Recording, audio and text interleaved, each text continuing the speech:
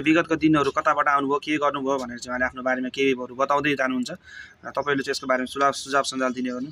अनि रामुजी भन्नुहोस्, तपाईँ चाहिँ कहाँबाट हुनुहुन्छ? तपाईँको घर चाहिँ कता पर्यो? जिल्ला अराखाँची, हजुर हजुर जुगेना गाविस, वार्ड नम्बर 8 पुरानो बस्ती। हजुर हजुर अहिले सिडङ्गिया 6 नगरपालिका, हजुर वार्ड नम्बर 6 हजुर बस्दै गरी आएको हजुर डान्सिङ।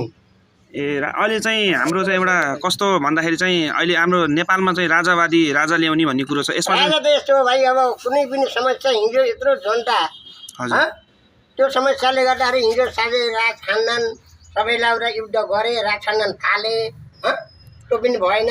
हजुर सबै संयोगद्वारा हाम्रा नेता यस्तै हुन् कि हाम्रो जनता यस्तै हो कि कुरो नबुझेको हो कि राम्रो नेता आउने, राम्रो नेता राम्रो काम गरेर देखाउने हो कि उही मै खाम महिला मात्रै भन्न खोज्छन् हो कि जनताका समस्याहरू कुनै पनि हल गर्दैनन्।